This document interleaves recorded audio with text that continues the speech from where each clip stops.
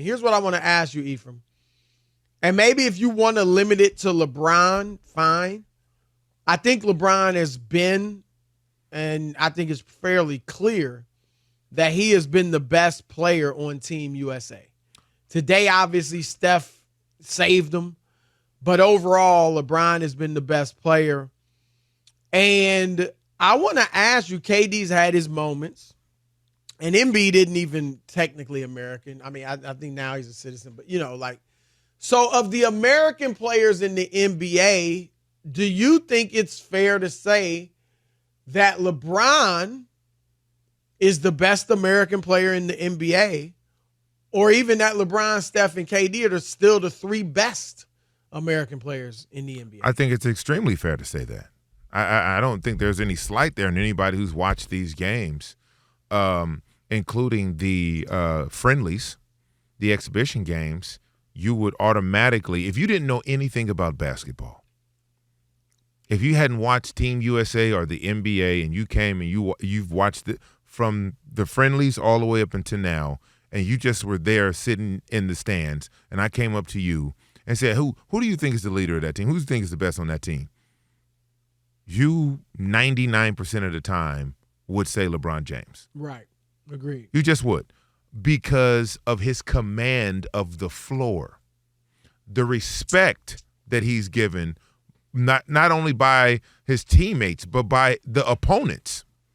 So when you can walk in with that level of respect and then conduct yourself in a way where everybody can see, I mean, the triple, Steph went crazy with 36, the triple-double, right? The defensive effort, which we don't get to see from LeBron a lot during the NBA season because of the wear and tear, right? He's 40 years old. That's where I'm going to push back a little. Okay. I do think LeBron's been the best player on Team USA right now.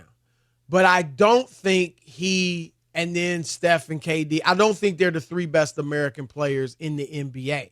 No, over the course of an 82 talent-wise, game, I don't even mean talent. I just mean over the course of an 82 game season plus playoffs, LeBron can't give this level of defensive effort. Well, no, no one at 40 can. Right, but my point is, you know this, when you were older and you weren't the same player you used to be, you still could have your moments and your game. Oh, yeah. You could still have a game where you could turn back the clock and be as good as you were. Sometimes you got to pop out and show people. Right? But you couldn't do it for 16 straight games or 13 of the 16 games. I couldn't do it in training camp. From year 9 on, really 8 on, in my contract, I only did one a days.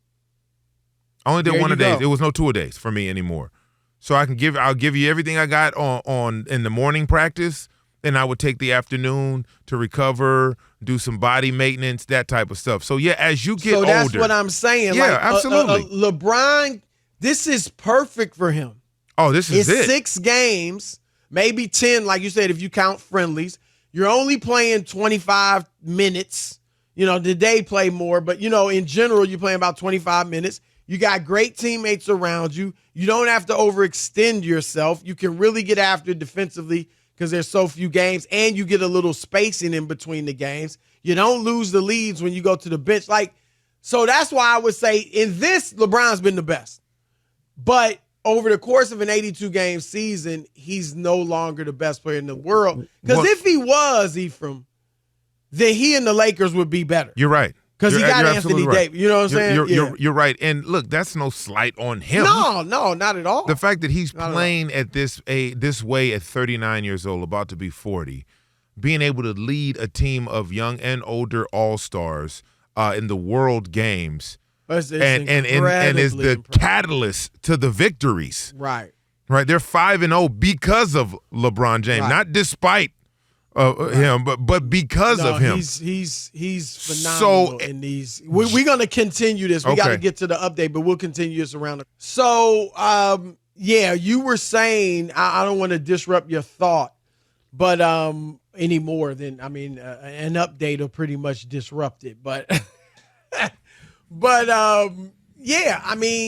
this is incredible that LeBron James at age 39 is able to be the best player on the team. And Nick Wright and Kevin Wiles, my co-host on First Things First, Nick Wright was saying if they had lost, this would have been disastrous for LeBron. I got one even better.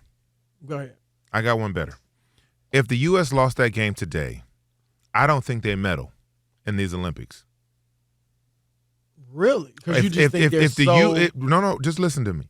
I've been watching it all. That game between France and Germany, okay, like that was that to see who's gonna play in.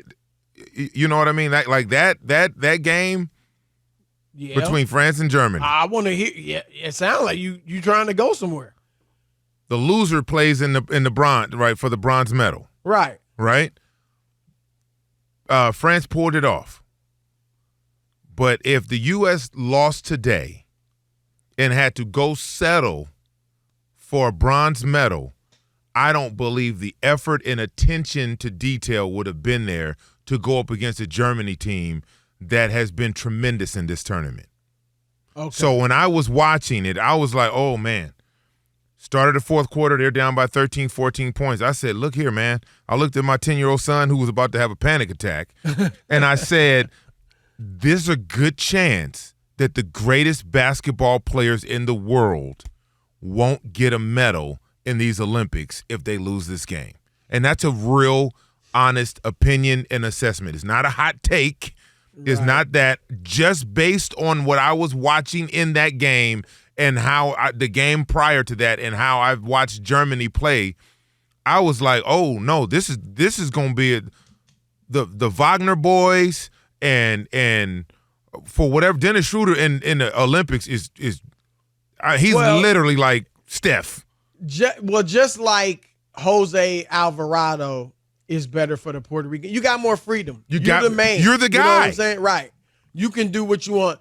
And I've always liked Schroder. I actually thought he'd have a better NBA career. He has had a solid career. He's made some poor decisions in terms of free agency and all of that. I remember the Lakers offered him $86 million. He turned it down and went and played in Boston for $6 million. I don't know what's going on. But I thought, even when I remember him coming into the league, I thought he might have some all-star talent, like possibility. Yes. But he's had a solid career but hadn't lived up to that. But I hear you. We don't know, but I will say this. Yeah, it's better to get the bronze than nothing. But if they would have lost this game, it really didn't matter. I mean, again, yeah, it's a little better, but you know what I mean? Like, whether they got the bronze or whether they were out of it, nothing less than gold. Gold or nothing. Yes, it really is. It's gold or nothing. Or bust. And it will always be that every single year. Well, I'm glad. That's interesting you brought that up. I wasn't going to go here. And you may have even been on with me when I've said this, Ephraim. This is the last year we big boy the world. And okay, y'all beat our world, our team USA last year in the World Cup. Okay. Now we going to send LeBron. KD and Steph and we'll see. They sent themselves. LeBron and them got together and sent themselves. We didn't send them. They were like, but we would have won it. Like, it's time to put the world on notice again. If they didn't lose in FIBA, we might not have this crew with us now. Maybe. But my point is this, and I know Jason Tatum, Devin Booker, certainly Anthony Edwards and some of the other players are going to get better. Tyrese Halliburton will get better. But after this year, which will be, assuming we win, our 5th straight gold medal, after that, Ephraim, we going to be like everybody, and it's going to be about, like, we'll see. We might win. Oh, it's a dogfight. We got a good chance. It's a dogfight. We think, right, and there are going to be years we lose, and it might be 2028. Listen to what I'm saying. The last 6 MVPs aren't from America. This, in terms of the people, not, the award itself. Yeah. And 4 of the 5 first-team All-NBA were un-American. non-American, and it would three. have been all 5 if Embiid didn't get hurt. The top 3 in the NBA MVP votes were not American. Right. So this notion that as far as I know, there isn't another Steph, LeBron, or KD in the wings. I haven't seen anything for me to feel comfortable saying, "Oh, we got another LeBron," which we may never get another LeBron, right. But we got another Steph coming, and we got another the best, KD coming. The closest thing, and look, I think Anthony Edwards' future is incredibly bright. I think he's a great player, yes, and going to be a Hall of Famer and all that. I seriously don't think he's going to be in the class of LeBron and Steph historically. At best, probably KD. He can do that, I think. Mm-hmm. But my point is, like you said, that's going to be our. Like, I don't see at this moment, there's no American out there that you looking at as a guy that could be a top 10 player all time. There's none out there right now. And we just got LeBron and Steph, and we had Kobe and Shaq. I'm talking about the recent guys. Mm-hmm. Right now, all those guys that look like they could challenge for that are international. Here's the difference, though, and this is what you hear from a lot of Americans, is that, but Giannis and Luka and Jokic, they're not on the same team. They're not from the same country. That's fair. They're not going to be playing together in the Olympics. But as you saw today, you said it, all those players on the Serbian national team have high basketball IQ and play team basketball. Ephraim, we talked yesterday about 2024 versus the Dream Team in 92. That's been a big conversation. You probably heard some of those. Mm-hmm. The advantage that 92 would have, and I don't know that this would make them win it or not, but the advantage they would have is that every one of those players, Jordan, Barkley included, Clyde Drexler, they all knew how to play team basketball. Jordan was comfortable going set a screen for somebody, throwing it into the post, right? Running off of, like, they all knew how to play without the ball in their hands. We don't have that today. No, everybody's not comfortable with that in America. Well, the system is set up. I'm just all week. I've been at a basketball camp, 94 feet. Shout out to the people out in Thousand Oaks Sports Academy. 94 feet camp with my 10-year-old son, and been to a lot of AAU games. That's not Phil Handy. Yeah. Okay, yeah. Yep. Shout out to Phil Handy. Yeah, shout out to Phil.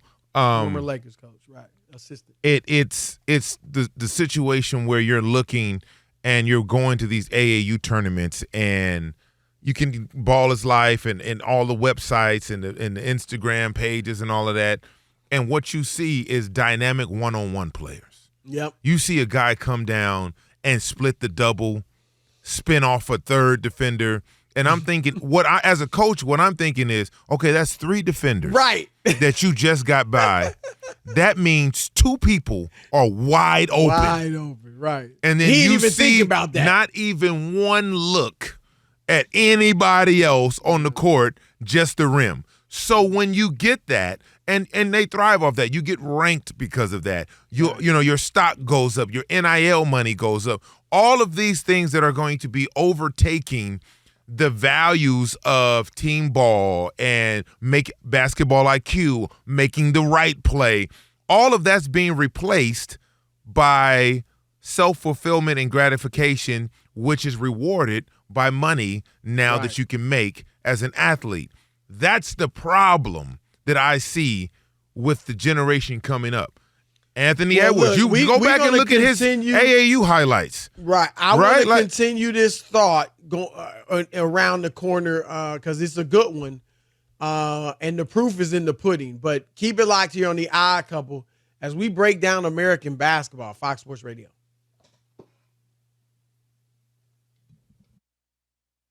We were talking about, hopefully, and we believe we'll win the gold medal in men's basketball this year. But this, Ephraim, I would even say, I I can't. I'm not going to go as far as to say it's likely that we don't win in 2028, but it's going to be tough. And from that point on, going forward, we will just be another country. I mean, we'll be one of the favorites. We'll be one of the top countries. We'll probably enter as the number 1 seed and stuff like that.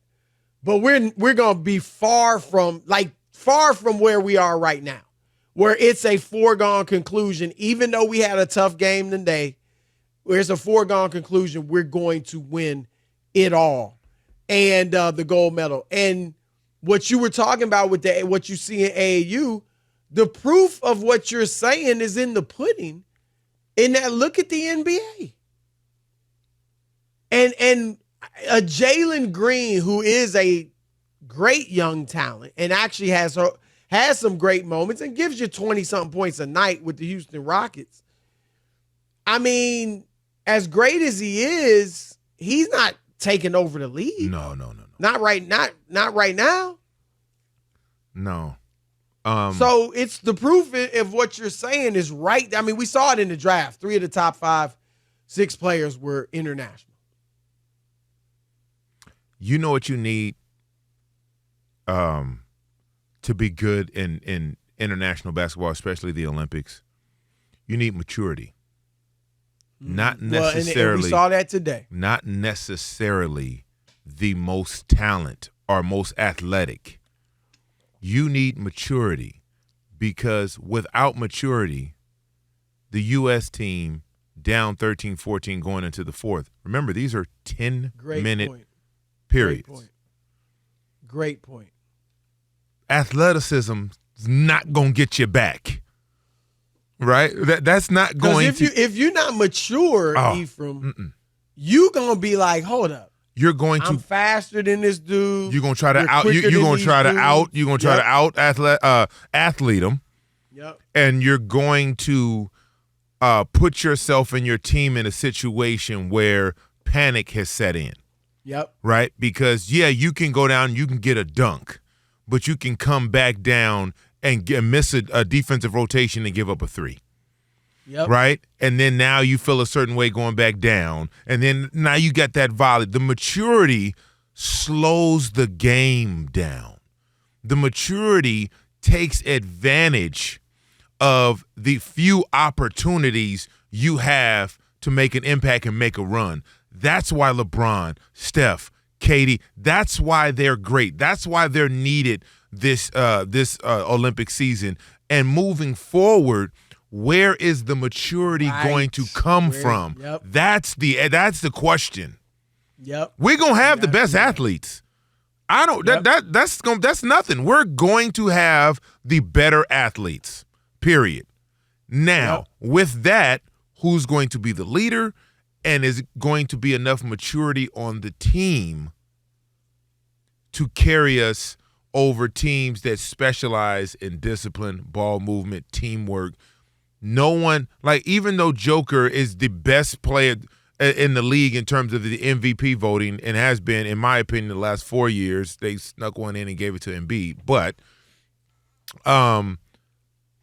his team, he doesn't get there and they're like, oh, right. Right. It's all around you. You can see it. Yeah. I mean, he kind of look, for Denver, he touches the ball every possession essentially. But he's getting rid of it quick. He's it's not sticking. The ball's not sticking. Right. He was getting the ball high post and all that. But you're right. They understand he's, of course, the best player. Yes. But they don't defer to the point of you create everything for everybody else. And that's the freedom. Yeah. And that's the maturity and the freedom that comes with the maturity. Right? It's okay and not having that figurehead. And I keep bringing up Germany, and you look at, how that team is run. Everything goes through Schroder. When you look at the other team, look at let me tell me about France, because I didn't see that game. Do they have a shot? They got a rip, brother. You think this game was hard? Really? Because I'm not expecting let me give you this against France. Let me give you this. The defensive player of the year. I got you. The defensive player of the year. Play 5 minutes in the first half and then get into the game to 10 seconds left in the game. That's how good they are. Oh, Gobert, yeah. What I'm saying, and that's gonna be what I'm saying. Victor Wembanyama, they're gonna push us. Oh, brother, it's going to be hilarious. Do they have the guard? Lando Fournier? Yes. Okay. Home. Well, they getting home calls. country advantage. Yeah, they're getting called. Okay, so this about to be a whole. They have not played in an arena like this in the Olympics. What they're gonna face on Saturday? Okay, so because a lot of people are thinking, all right, this was no. We know we this is going to be Serbia worse. Lightly, but that this is going to be worse. Out. Well, worse. Worse is a loss. Your words. Why are you burying the lead?